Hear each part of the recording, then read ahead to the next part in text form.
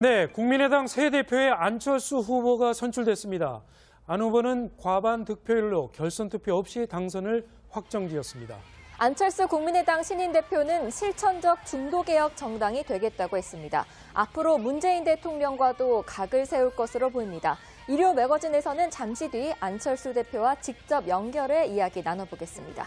네, 자 이종구 실장님, 네네. 이번 국민의당 대표 결선 투표로 없이 네. 곧바로 확정을 지었는데 네. 투표 결과 어떻게 보셨습니까? 일단 예상됐던 거예요. 왜 예상이 됐냐면 지금 전당대회 그 과정이 K보트라고 해서 온라인 투표와 그다음에 ARS 이 두 가지가 합친 건데 전체적으로는 지난 1월 전대보다는 높아졌어요. 네. 7%포인트 정도 높아졌는데 문제는 안철수 후보를 지지하지 않고 나머지 정동영 후보나 천정배 후보를 지지할 만한 그런 어떤 성향의 당원들은 사실 ARS 투표를 많이 선호했거든요. 네. 연배라든지 호남의 어떤 좀 나이들, 그러니까 이 50대 이상. 그런데 ARS 투표가 생각보다 적었어요. 그렇기 때문에 지금 그 정동영 후보나 혹은 천정배 후보를 지지하는 사람들보다는 안철수 후보를 지지하는 사람들이 더 많이 참여를 했구나라는 전망을 한번 해봤거든요. 네. 근데 실질적으로 51%라는 어떤 득표율을 보고 전체적인 어떤 그 계산을 해보면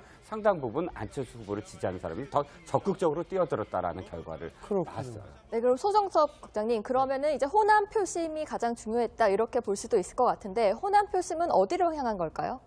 일단 지금 안철수 대표가 이야기했던 이른바 대한야당, 그 강력한 야당, 제2창당을 반드시 이뤄내겠다. 네. 이라는 강력한 호소가 이제 호남 당원들의 마음을 일정 정도 좀 움직인 것 같습니다. 원래 그 처음 출사표를 던질 때 굉장히 출마 자체에 부정적인 여론이 많았던 것에 비춰본다면 예. 한 번 더 안철수 대표에게 기회를 줬다. 뭐 이렇게 요약을 할 수 있을 것 같고요. 결국 앞으로 이제 안철수 전 대표가 이러한 당원들의 마음을 받아서 당을 혁신해내고 내년 지방선거에서 어떤 결과를 만들어내느냐에 따라서 안철수 대표의 향후에 어떤 정치적인 운명이 갈리지 않을까 그렇게 예상이 됩니다. 그렇군요. 후보별 득표율을 한번 좀 살펴보면은요. 안철수 대표 말씀드린 대로 51.09%를 득표를 했습니다. 정동영 후보가 28.3%, 천정배 후보 16.6%, 이현주 후보 3.95%의 득표율을 얻었습니다. 다른 정동영 후보랄지 천정배 후보, 최 교수님, 예. 두 후보의 득표율을 볼 때 두 후보는 어떻습니까? 두 후보 같은 경우는 사실 이제 원래 본인들이 얘기했던 것보다 훨씬 지지율이 낮게 나왔죠. 네. 사실은 이번에는 안철수 후보가 갖고 있는 여러 가지 이제 문제점들을 가지고 호남 표심을 끌어들이려고 했던 의도를 가지고 지금 투쟁을 한 건데 결국은 경선에서 안철수 후보가 51%라고 하는 물론 이제 턱걸이죠 사실은 과반수 이상 50%가 과반수 이상 51% 턱걸이를 했는데 네. 그런 차원에서 본다라면 충분하지는 않다고 봅니다. 그렇군요. 자, 그럼 여기서 이번에 새 대표로 선출된 안철수 대표 전화로 연결해서 소감과 포부를 들어보도록 하겠습니다. 안철수 대표님 나와 계시죠? 네, 반갑습니다. 네, 안 대표님 먼저 축하드립니다. 앞으로 한 달간 집중적으로 네, 고맙습니다. 추진하실 세 가지 어떤 건지 먼저 좀 말씀을 해주시죠. 네, 저는 말씀하셨다시피 세 가지 적극적으로 추진하겠습니다. 먼저 제2창당 수준의 개혁을 통해서 국민들의 민심을 얻겠습니다. 말로만 그치는 개혁이 아니라 실제로 보여드리겠습니다. 그리고 또 두 번째로 인재영입, 특히 명망가 위주의 인재영입이 아니라 각 현장마다, 각 지역마다 삶의 현장에서 열심히 일하는 분들 찾고 그분들을 지역에서 영입하기가 힘든 상황에서는 제가 직접 뵙고 영입하도록 하겠습니다. 그리고 또 세 번째로 이번 정기국회, 가을국회에서는 우리나라 미래를 결정할 중요한 어젠다가 지금 논의가 됩니다. 바로 개헌과 선거제도 개편입니다. 그 두 가지 국민의당이 앞장서서 선도하겠습니다. 네, 그리고 이제 서울시장 출마 가능성을 열어놨는데 내년 서울시장에 출마하시는 겁니까? 저는 TV 토론 중에 이제 질문이 와서 원칙론 말씀드린 겁니다. 즉, 제가 당대표가 돼서 개혁하고 인재 영입하면서 내년 지방선거 치를 수 있는 진용이 갖춰진 상황에서 제가 어떤 역할을 하는 것이 당에 가장 도움이 될지 그것만으로 판단하겠다고 그렇게 말씀드렸습니다. 그 생각 지금도 변함없습니다. 그렇군요. 대표님, 그 국민의당은 계속 바른정당과의 정책 연대 또는 합당 가능성까지 거론이 되어 왔습니다. 그 가능성 얼마나 높게 봐야 됩니까? 지금 국민의당이 그 사람으로 비유하자면 심장이 정지되어 있는 상태입니다. 그런데 심장이 정지되어 있는 사람한테 가서 누구랑 연애할래? 이렇게 묻는 것 같은 것 아니겠습니까? 따라서 제가 먼저 해야 될 일이 심장부터 뛰게 하는 겁니다. 당 혁신, 제2창당 수준이라고 말씀드린 것도 일종의 전기 충격을 줘서 우선 살려놓고 보겠다 그런 뜻인데요. 물론 정책연대에 대해서 열어놓은 것은 그건 당연한 그 국회의 그 활동의 일환입니다. 우리 당이 통과하고 싶은 법률이 있을 때 그 여러 당의 이 법률안을 통과시키려고 설득하는 게 당연한 그런 의정활동 과정 아니겠습니까? 네, 알겠습니다. 안 대표님 오늘 말씀 감사드리고요. 앞으로 국민의당 좋은 활동 기대하도록 하겠습니다. 감사합니다, 대표님. 네, 고맙습니다. 네, 자 이종근 시장님 지금 말씀드렸지만 제2창당에 준하는 그런 활동을 좀 해보겠다 이렇게 네, 포부를 그렇습니다. 받겠습니다. 예, 그 후보 시절에 말씀하셨던 부분들 거의 다시 이제 약속을 했는데 저는 이제 세 가지 중에 제2창당 인재영입 또 있지만 세 번째 개헌과 선거구제 개편에 총력을 기울이겠다. 네. 이 부분이 굉장히 눈에 들어와요. 왜냐하면 현 정부도 물론 이제 문재인 대통령도 지방 선거에 함께 개헌 투표를 하겠다. 그렇게 하겠다. 그래서 국회에서 이것을 논의해 달라라고는 했는데 국회에서 지금 제대로 개헌이 지금 이 논의가 이루어지고 있을지 그래서 네. 우리나라의 어떤 그런 그 선거 제도까지 포함한 그런 개헌이 과연 내년 6월까지 상정이 될 수 있을지 상당히 그게 지금 그 논의가 별로 없었잖아요. 개헌에 대한 어떤 그런 그 바람이 네. 별로 그렇게 크지 않았는데 안철수 대표가 이번에 뛰어들면서 과연 정말 개헌의 바람을 다시 한번 지필 수가 있을까? 그게 상당히 관심이 모아지고 있기 때문에. 소국장님, 그리고 오늘 이제 안철수 대표 수락 연설을 보면은 문재인 대통령과 민주당과 앞으로 좀 각을 세울 것처럼 얘기를 했거든요. 보면은 인사 같은 경우에도 코드 인사에 대해서 오만하다고 그렇게 지적을 했고요. 앞으로 좀 어떻게 보시나요? 그건 뭐 안철수 대표로서는 뭐 당연히 그렇게 갈 걸로 봅니다. 일단 첫 번째 아까 얘기했던 제2창당 수준의 버금가는 당 개혁을 하겠다라는 부분과 지금 문재인 정부에 대해서 어떤 입장을 취할 것이냐 거기에 대해서는 이른바 독선의 어떤 기미가 보인다라고 네. 얘기하면서 특히 코드 인사 이런 부분에 대해서 굉장히 좀 비판적으로 얘기를 했거든요.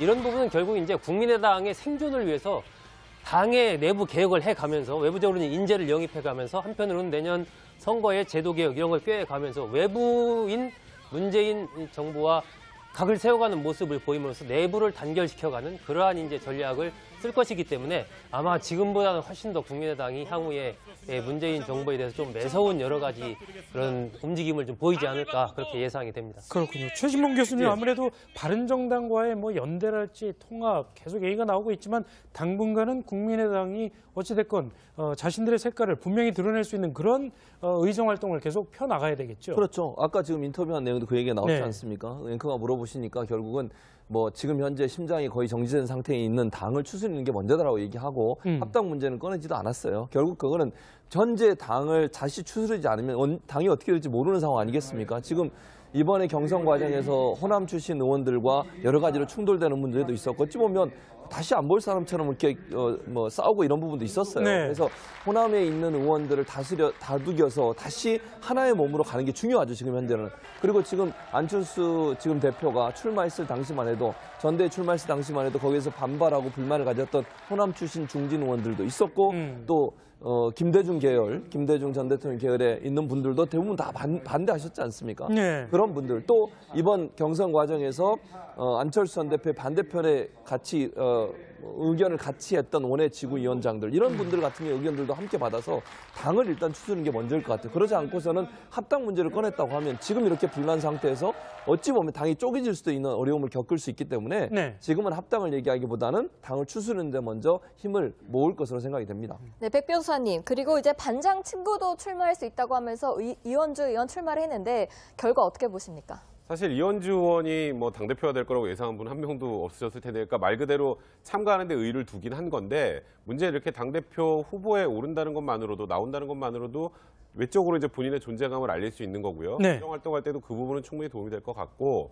일단 안철수 대표하고 이현주 의원하고 어찌 보면 이렇게 하나의 패키지 같은 느낌이었고, 예. 그리고 정동영, 천정배 후보가 약간 하나의 패키지 같은 느낌이었는데, 확실한 건 안철수 이제 신임 당 대표가 선출이 되면서 당이 아무래도 중도에서 보수적인 느낌이 더 많이 나지 않을까라는 개인적인 생각이 좀 듭니다. 그 얘기인즉슨 당장 뭐 지금 말씀하셨던 것처럼 당 자체가 지금 심장이 정지돼 있는 상황에서 무슨 다른 정당과의 합당이니 연대니 이런 걸 논의하기 쉽지 않겠지만 대선 때 좀 돌이켜 생각을 해보면 그 당시 안철수 후보의 얘기들은 사드 문제도 그렇고 전체적으로 중도에서 보수 쪽을 좀 지향하는 듯한 그런 정책들을 많이 내놨단 말이에요. 네. 그러면 정동영, 천정배 후보하고는 좀 결이 많이 다르죠. 그럼 결국 지금 민주당과의 얘기, 뭐 정책연대니 합당이니 얘기가 나오는 것보다는 안철수 대표가 되면서 아무래도 바른정당 쪽하고 조금 더 좀 쉽게 말하면 가까워질 가능성이 높은 상황이기 때문에 예. 그러니까 저도 어떤 안철수 대표가 될 가능성이 이제 유력하긴 했으나 안철수 대표 일단 된 이상은 민주당 쪽보다는 바른정당 쪽과의 정책연대건 나중에 길게 보면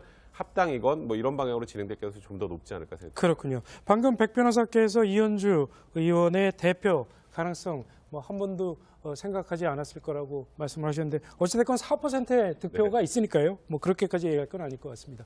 안철수 대표 대선에 패배한 이후 4개월 만에 정치의 중심에 또다시 섰습니다. 앞으로 어떤 활동을 할지 좀 기대해 보도록 하겠습니다. 이제 호남 당원들의 마음을 일정 정도 좀 움직인 것 같습니다. 원래 그 처음 출사표를 던질 때 굉장히 출마 자체에 부정적인 여론이 많았던 것에 비춰본다면 예. 한 번 더 안철수 대표에게 기회를 줬다. 뭐 이렇게 요약을 할 수 있을 것 같고요. 결국 앞으로 이제 안철수 전 대표가 이러한 당원들의 마음을 받아서 당을 혁신해내고 내년 지방선거에서 어떤 결과를 만들어내느냐에 따라서 안철수 대표의 향후에 어떤 정치적인 운명이 갈리지 않을까 그렇게 예상이 됩니다. 그렇군요. 후보별 득표율을 한번 좀 살펴보면은요.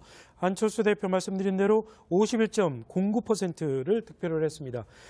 정동영 후보가 28.3%, 천정배 후보 16.6%, 이현주 후보 3.95%의 득표율을 얻었습니다. 다른 정동영 후보랄지 천정배 후보, 최 교수님, 예. 두 후보의 득표율을 볼 때 두 후보는 어떻습니까? 두 후보 같은 경우는 사실 이제 원래 본인들이 얘기했던 것보다 훨씬 지지율이 낮게 나왔죠. 네. 사실은 이번에는 안철수 후보가 갖고 있는 여러 가지 이제 문제점들을 가지고 호남 표심을 끌어들이려고 했던 의도를 가지고 지금 투쟁을 한 건데 결국은 경선에서 안철수 후보가 51%라고 하는 물론 이제 턱걸이죠 사실은 과반수 이상 50%가 과반수 51% 턱걸이를 했는데 네. 그런 차원에서 본다라면 충분하지는 않다고 봅니다. 그렇군요. 자, 그럼 여기서 이번에 새 대표로 선출된 안철수 대표 전화로 연결해서 소감과 포부를 들어보도록 하겠습니다. 안철수 대표님 나와 계시죠? 네, 반갑습니다. 네, 안 대표님 먼저 축하드립니다. 앞으로 한 달간 집중적으로 네, 고맙습니다. 추진하실 세 가지 어떤 건지 먼저 좀 말씀을 해주시죠. 네, 저는 말씀하셨다시피 세 가지 적극적으로 추진하겠습니다. 먼저 제2창당 수준의 개혁을 통해서 국민들의 민심을 얻겠습니다. 말로만 그치는 개혁이 아니라 실제로 보여드리겠습니다. 그리고 또 두 번째로 인재 영입, 특히 명망가 위주의 인재 영입이 아니라 각 현장마다, 각 지역마다 삶의 현장에서 열심히 일하는 분들 찾고 그분들을 지역에서 영입하기가 힘든 상황에서는 제가 직접 뵙고 영입하도록 하겠습니다. 그리고 또 세 번째로 이번 정기국회, 가을국회에서는 우리나라 미래를 결정할 중요한 어젠다가 지금 논의가 됩니다. 바로 개헌과 선거제도 개편입니다. 그 두 가지 국민의당이 앞장서서 선도하겠습니다. 네, 그리고 이제 서울시장 출마 가능성을 열어놨는데 할 만한 그런 어떤 성향의 당원들은 사실 ARS 투표를 많이 선호했거든요. 네. 연배라든지 호남의 어떤 좀 나이들, 그러니까 이 50대 이상. 그런데 ARS 투표가 생각보다 적었어요. 그렇기 때문에 지금 그 정동영 후보나 혹은 천정배 후보를 지지하는 사람들보다는 안철수 후보를 지지하는 사람들이 더 많이 참여를 했구나라는 전망을 한번 해봤거든요. 네. 근데 실질적으로 51%라는 어떤 득표율을 보고 전체적인 어떤 그 계산을 해보면 상당 부분 안철수 후보를 지지하는 사람이 더 적극적으로 뛰어들었다라는 결과를 나왔어요. 네, 그럼 소정섭 국장님, 그러면은 이제 호남 표심이 가장 중요했다 이렇게 볼 수도 있을 것 같은데 호남 표심은 어디로 향한 걸까요? 일단 지금 안철수 대표가 이야기했던 이른바 대한야당, 그 강력한 야당, 제2창당을 반드시 이뤄내겠다. 네. 이라는 강력한 호소가 네, 국민의당 새 대표의 안철수 후보가 선출됐습니다. 안 후보는 과반 득표율로 결선 투표 없이 당선을 확정지었습니다. 안철수 국민의당 신인 대표는 실천적 중도개혁 정당이 되겠다고 했습니다. 앞으로 문재인 대통령과도 각을 세울 것으로 보입니다. 일요 매거진에서는 잠시 뒤 안철수 대표와 직접 연결해 이야기 나눠보겠습니다. 네, 자 이종구 실장님, 네네. 이번 국민의당 대표 결선 투표로 없이 네. 곧바로 확정을 지었는데 네. 투표 결과 어떻게 보셨습니까? 일단 예상됐던 거예요. 왜 예상이 됐냐면 지금 전당대회 그 과정이 네. K보트라고 해서 온라인 투표와 그다음에 ARS 이 두 가지가 합친 건데 전체적으로는 지난 1월 전대보다는 높아졌어요. 네. 7%포인트 정도 높아졌는데 문제는 안철수 후보를 지지하지 않고 나머지 정동영 후보나 천정배 후보를 지지하